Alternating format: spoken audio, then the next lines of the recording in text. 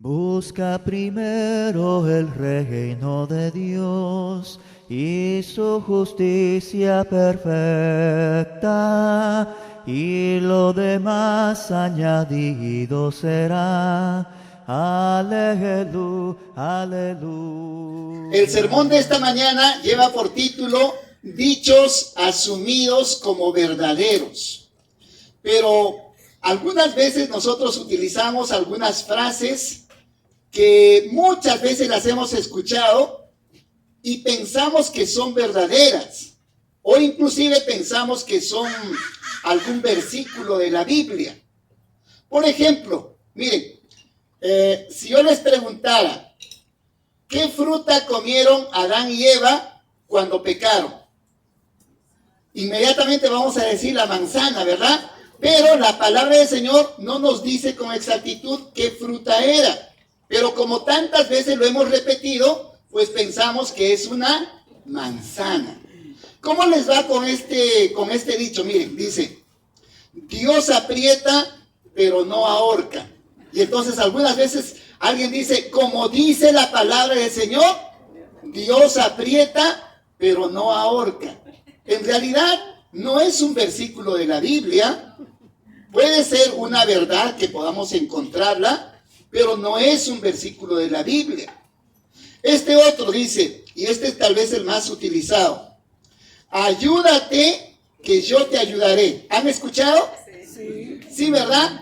Y muchas veces decimos, así como dice la palabra del Señor, ayúdate que yo te ayudaré, dice el Señor.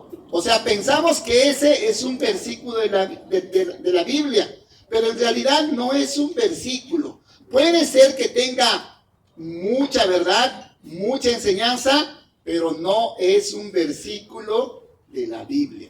Miren, este otro todavía es mucho más. Dice, no se mueve la hoja del árbol sin la voluntad de Dios, así como está escrito. O sea, pensamos de que la Biblia dice que no se mueve la hoja del árbol sin la voluntad de Dios. ¿Y saben qué es lo más curioso? Que esta frase fue escrita en el libro del Don Quijote de la Mancha. No es una cita bíblica. O sea, la verdad está en la palabra del Señor, que todo está bajo la potestad del Señor, pero no es un versículo de la Biblia. En ninguna parte usted va a encontrar que diga, no se mueve la hoja del árbol sin la voluntad de Dios. Como les repito, es una verdad, pero no es un versículo de la Biblia. Entonces, cuando usted utilice estas frases, estos dichos, no piense de que es la palabra de Dios. ¿Ok?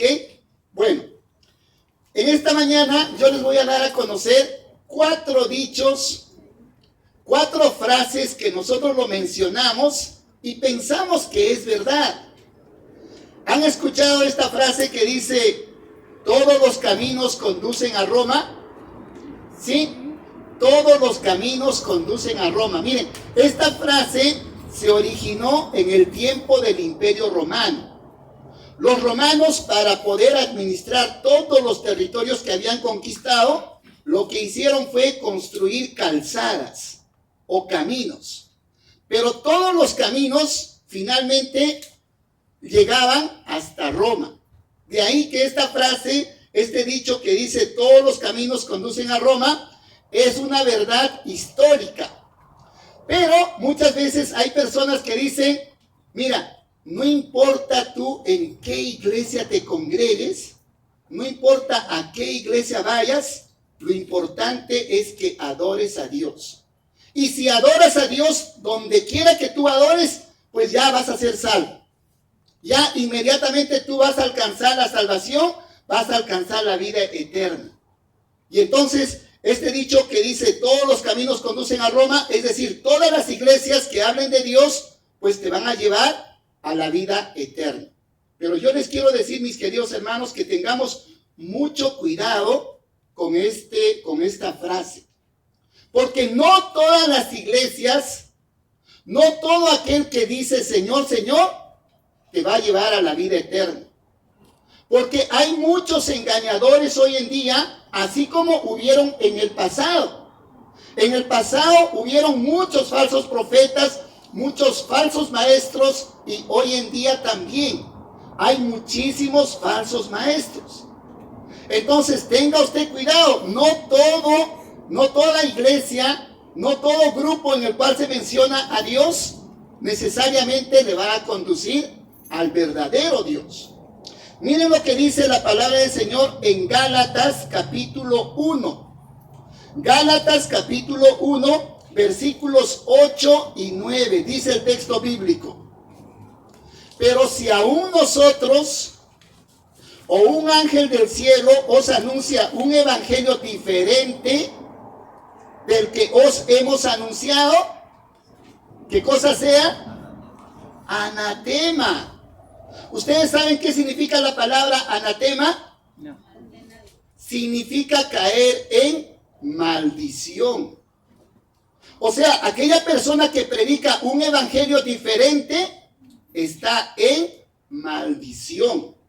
Luego dice, como antes hemos dicho, también ahora lo repito, si alguien os predica un evangelio diferente del que habéis recibido, sea anatema. Entonces, mis queridos hermanos, no todo aquel que está predicando acerca de las cosas de Dios necesariamente te conducen al verdadero Dios. Puede que muchas personas estén siendo engañadas, porque la palabra del Señor dice textualmente en Mateo capítulo 7, versículos del 21 al 23, no todo el que me dice Señor, Señor, entrará en el reino de los cielos, sino el que hace la voluntad de mi Padre que está arriba en los cielos. Y añade Jesús, dice, muchos me dirán en aquel día, Señor, Señor, si en tu nombre profetizamos, si en tu nombre echamos fuera demonios. Y entonces Jesús les dirá, apartaos de mí, hacedores de maldad, porque nunca os conocí.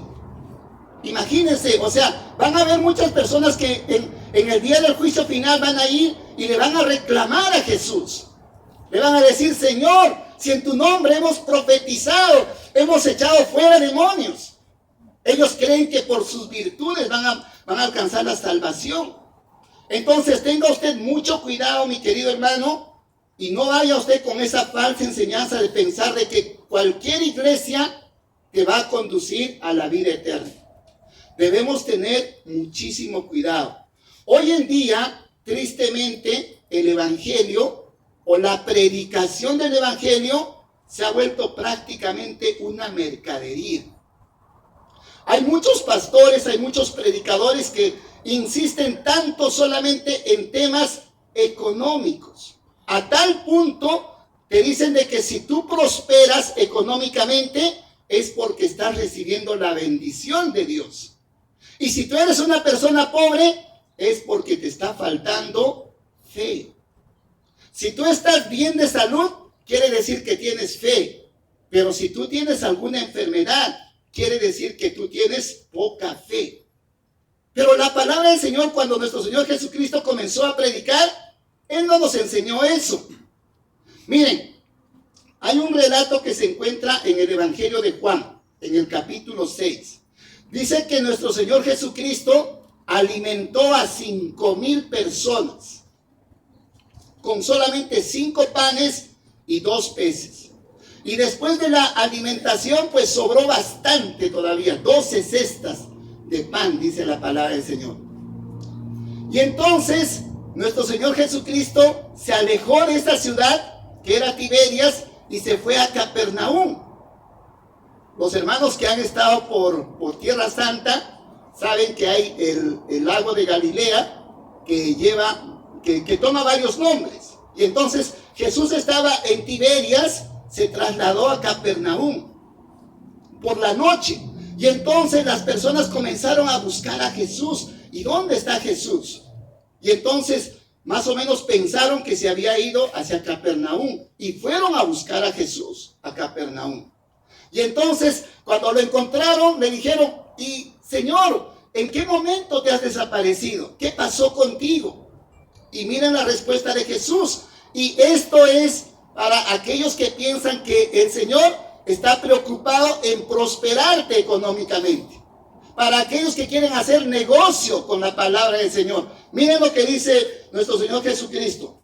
Respondió Jesús y les dijo: de cierto os digo que me buscáis, no porque habéis visto las señales, sino porque comisteis el pan y os saciasteis. O sea, ustedes me están buscando por cosas materiales.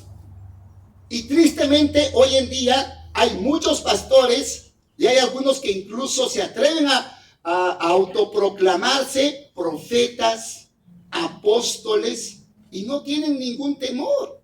Simplemente ellos se autoproclaman a sí mismos como apóstoles, imagínense.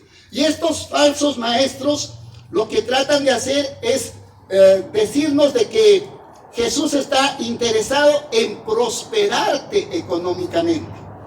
Pero a esos, miren lo que les dice el Señor: trabajad no por la comida que perece, sino por la comida que permanece para vida eterna. Jesús no vino para darte una tranquilidad material. Lo que Él vino fue a ofrecerte vida eterna. Y esa vida eterna no tiene un costo, no se compara en lo absoluto a nada de lo que podamos tener en este mundo. No se compara a la casa más hermosa que puedas construir. No se compara a la música más hermosa que puedas escuchar. Simplemente nuestro Señor tiene preparado algo hermoso y algo maravilloso que sobrepasa cualquier entendimiento que podamos tener. Entonces, si alguien viene y te comienza a predicar esas falsas enseñanzas, tú no digas que todos los caminos conducen a Roma, porque no todos los caminos conducen a Dios. Hay muchos falsos maestros, hay muchos falsos profetas.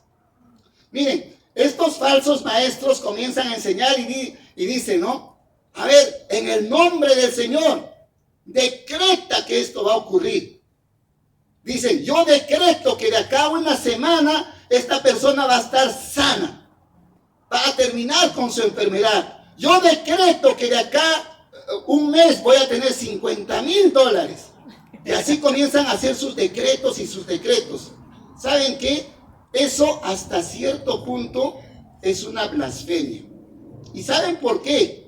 Porque en realidad lo que está haciendo esa persona cuando está decretando, lo que está haciendo es decirle a Dios, ¿sabes, Dios? Yo te ordeno que tú hagas esto. Yo te ordeno que esta persona tenga salud. Yo te ordeno que prosperes a esta otra persona. Yo te ordeno que me des dinero. Eso es lo que están haciendo estas personas. Y nosotros, como escuchamos y parece algo muy bonito, dicen, ay, qué bonito se escucha cuando decimos yo decreto. Qué bonito se siente tener esa autoridad. Y no nos ponemos a reflexionar y a pensar que cuando Jesús oraba, ¿cómo oraba Jesús? Decía, Señor, que se haga tu voluntad. Jesús no decía, yo decreto, yo declaro. No decía eso. Y tampoco hacía pactos nuestro Señor Jesucristo. Haga un pacto con el Señor. Usted le va a dar hoy día 500 y el Señor le va a devolver 5,000. ¡Qué tristeza! Pura mercadería, pura abominación. Entonces, no todos los caminos conducen a Dios. No por el hecho que se esté predicando en el nombre de Dios, es porque realmente se está predicando de verdad. Y usted tiene que ser una persona sensata. Usted tiene que ser una persona que de pronto pueda descubrir la verdad y no dejarse engañar. Dice la palabra del Señor en Efesios capítulo 4, versículos del 11 al 14. Y Él mismo constituyó a unos apóstoles, a otros profetas, a otros evangelistas, a otros pastores y maestros, a fin de perfeccionar a los santos para la obra del ministerio, para la edificación del cuerpo de Cristo, hasta que todos lleguemos a la unidad de la fe y del conocimiento del Hijo de Dios, al hombre perfecto, a la medida de la estatura de la plenitud de Cristo. Así, ya no seremos niños fluctuantes, llevados por doquiera todo viento de doctrina, por estratagema de hombres que para engañar emplean con astucia las artimañas del error. Mis amados hermanos, nosotros necesitamos crecer espiritualmente. Necesitamos crecer en cuanto al conocimiento de la palabra del Señor para que no nos estén engañando. Para que de pronto usted no diga como los demás, no importa si lo que se predica con tal que se hable de Dios y eso te va a conducir a la vida eterna. No necesariamente. No todos los grupos evangélicos, no todos los grupos religiosos te van a conducir al verdadero Dios, porque han salido muchos falsos maestros, muchos engañadores. Vamos a ver un segundo dicho, una segunda frase. ¿Qué les parece esto? Dice, la Biblia es un libro difícil de entender. ¿Qué opinan sobre esta frase? ¿Es un libro difícil de entender la Biblia? No, o sí, a ver, ¿qué dice?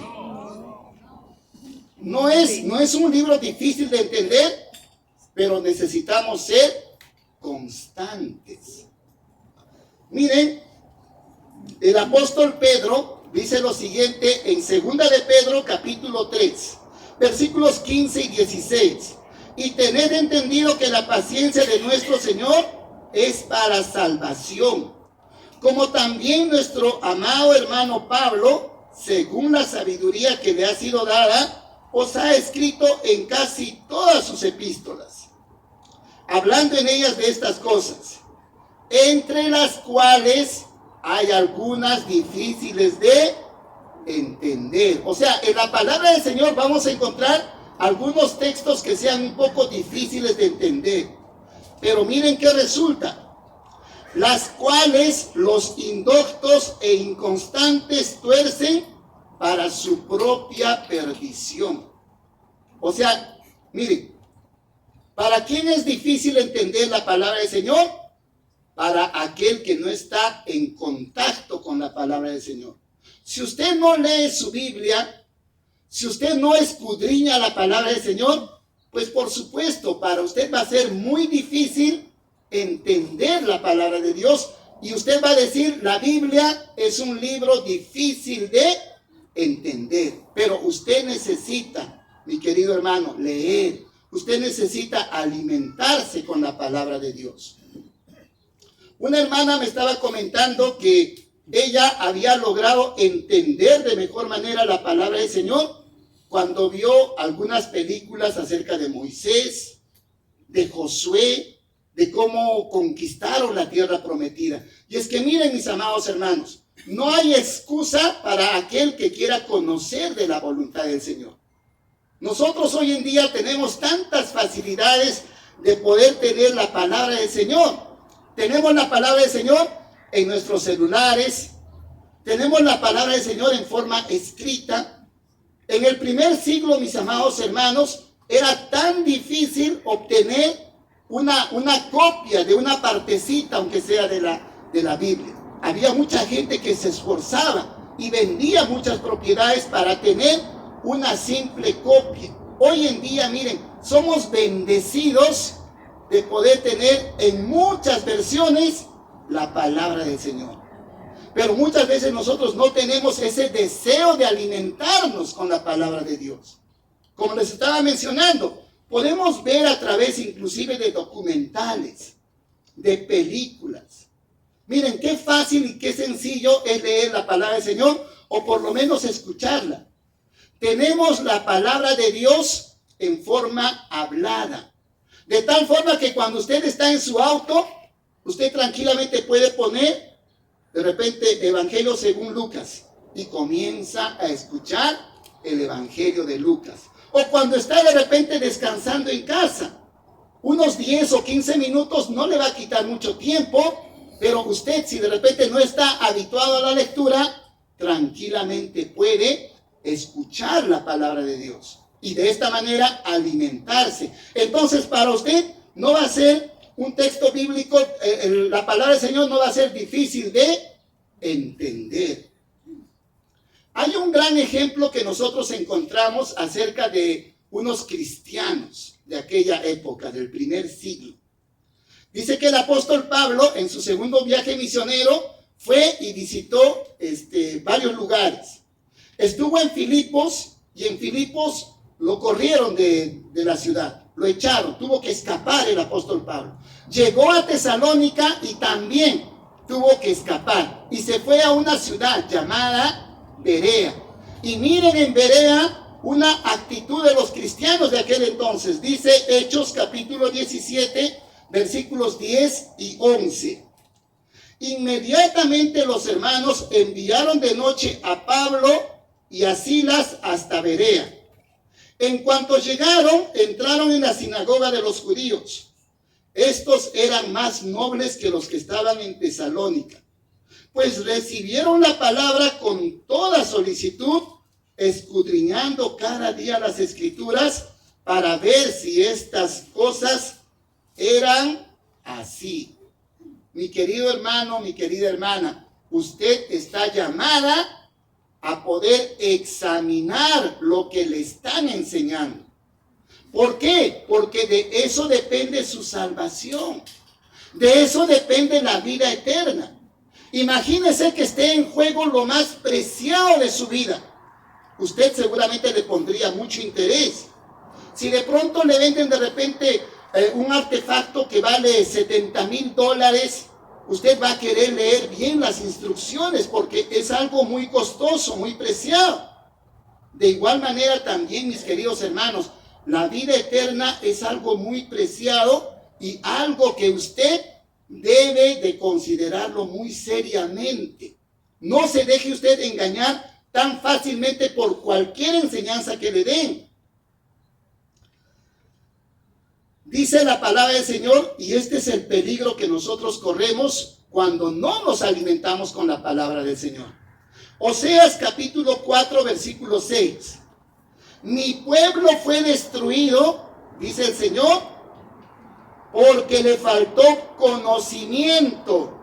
Por cuanto desechaste el conocimiento, yo te desecharé del sacerdocio, puesto que olvidaste la ley de tu Dios, también yo me olvidaré de tus hijos.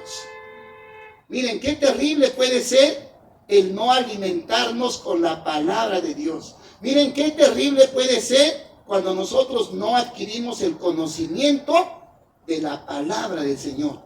Entonces tengamos mucho cuidado y no vayamos a pensar que la Biblia es un libro difícil de entender. Efectivamente, es un libro difícil de entender para aquellos que son inconstantes, para aquellos que no están leyendo de manera constante la Biblia. Para ellos sí, va a ser un libro muy difícil de entender. Bueno, vayamos con la siguiente frase. Miren, ¿qué les parece esto? No sé si han escuchado. Dice, vamos, nadie se va a dar cuenta. O sea, miren, hagámoslo a escondidas, nadie se va a dar cuenta. Y es que cuando nosotros miramos el pecado de Adán y Eva, dice que cuando ellos pecaron, ¿qué hicieron? Se trataron de esconder. Porque estos pensaban que Dios no se había dado cuenta. Pensaban que le podían engañar a Dios. Cuando Caín mató a su hermano Abel, igual también el Señor se le acercó y le dijo, ¿y qué pasó con tu hermano Abel?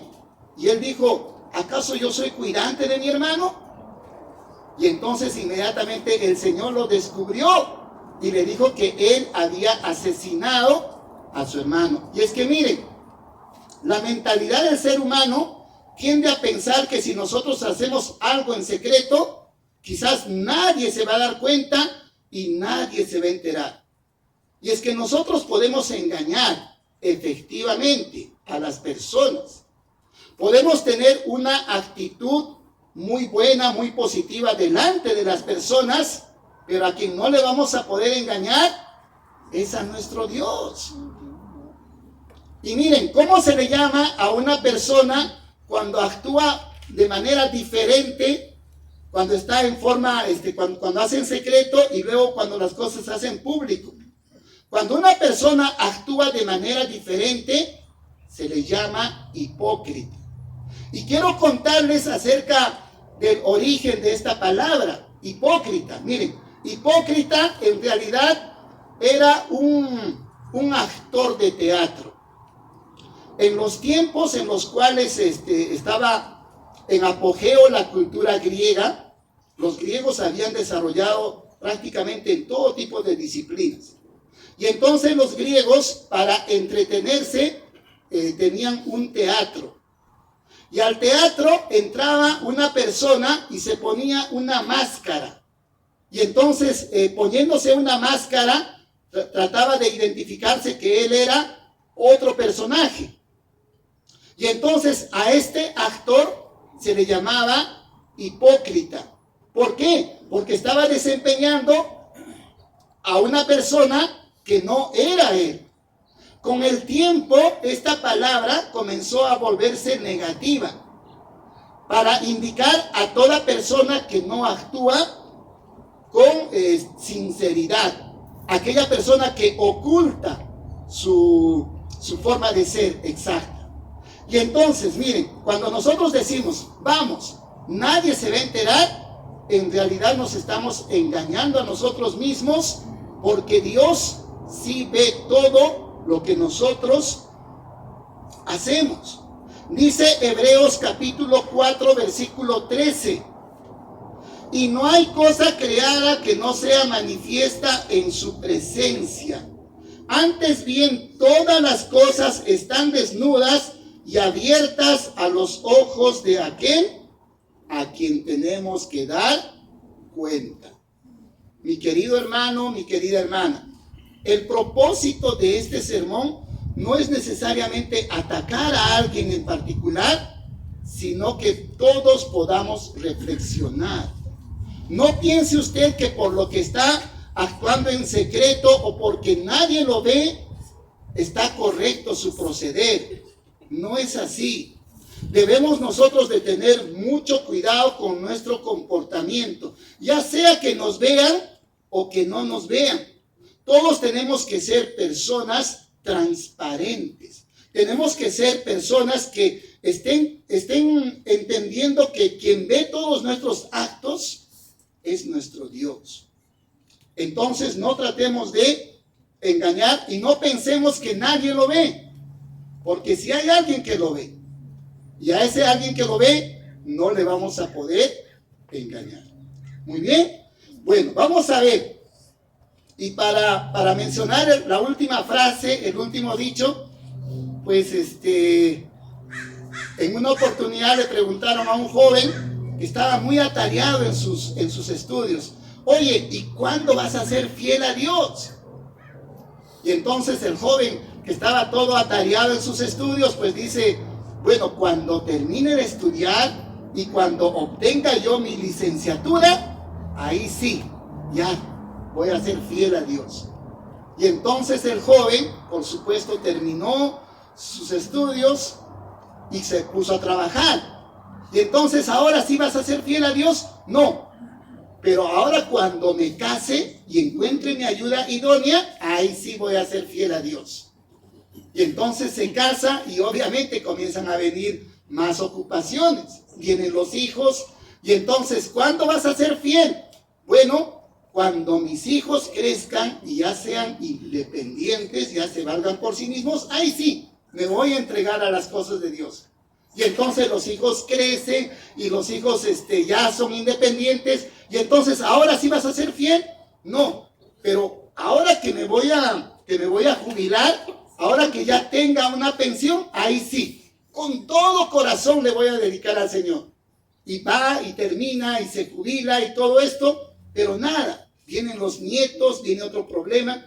Y es que, mis queridos hermanos, si nosotros pensamos que en algún día vamos a tener todo el tiempo suficiente para dedicarle al Señor, estamos equivocados.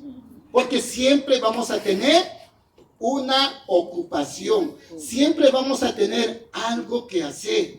Entonces yo quiero animarle a que usted no piense que en el futuro va a ser un buen cristiano, va a ser un buen hijo de Dios, porque si usted no comienza a ser un buen hijo de Dios de hoy en adelante, usted probablemente nunca va a poder ser un buen hijo de Dios. Usted no se va a poder comprometer con las cosas de Dios. Entonces no espere a decir, de acá a un tiempo voy a ser fiel cristiano. No espere usted a decir, cuando suceda esto o aquello, voy a ser un buen cristiano. Sea un buen cristiano, un fiel hijo de Dios a partir de hoy, no a partir de mañana. Dice la palabra del Señor en Efesios capítulo 5, versículos 14 al 16. Por lo cual dice, despiértate tú que duermes y levántate de los muertos y te alumbrará Cristo. Mirad pues con diligencia cómo andéis, no como necios, sino como sabios, aprovechando bien el tiempo, porque los días son malos. Aproveche el tiempo, querido joven, aproveche el tiempo, querido hermano, querida hermana, cualquiera sea su edad. No interesa qué edad tenga, qué ocupación esté realizando, pero usted tiene que aprender a ser fiel a Dios en toda circunstancia. No cuando suceda esto o no cuando suceda aquello. Dice el texto bíblico en 2 de Corintios capítulo 6, versículos 1 y 2. Así pues nosotros como colaboradores suyos os exhortamos también a que no recibáis en vano la gracia de Dios. Porque dice, en tiempo aceptable te he oído y en día de salvación te he socorrido. Ahora es el tiempo aceptable, ahora es el día de salvación. De hoy en adelante su vida puede cambiar y su vida puede ser transformada. Pero lo que usted necesita hacer es comprometerse con el Señor seriamente. No de acá unos años. Porque miren, nadie tiene la vida comprada. No sabemos lo que puede acontecer con nosotros. Dice Eclesiastés capítulo 8, versículo 8. Dice que nadie tiene el poder para poder todavía sostener el aliento de vida. Ni nadie tiene el poder sobre el día de su muerte. Y en esa batalla, en esa guerra, no valen las armas, ni tampoco vale la fortaleza que usted tenga. En cualquier momento nos puede sorprender la muerte, pero usted, ¿cómo habrá terminado sus días? ¿Qué habrá acontecido? ¿Usted habrá buscado las cosas de Dios? ¿O simplemente se habrá dedicado a un tiempo vano, a un tiempo que no tiene mucha importancia?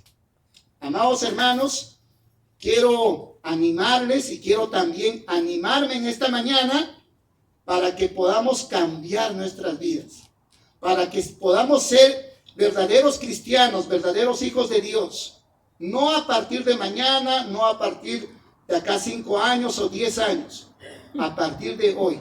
De hoy en adelante podemos ser mejores cristianos, mejores hijos de Dios. Si usted quiere una oración de fortaleza espiritual, podemos orar por usted. Si usted quiere recibir a Cristo Jesús como su Señor y Salvador por medio del bautismo, también lo puede hacer el día de hoy. Que el Señor nos bendiga, mis amados hermanos. Busca primero el reino de Dios y su justicia perfecta, y lo demás añadido será. Aleluya, aleluya. Busca primero el reino de Dios y su justicia perfecta, y lo demás añadido será.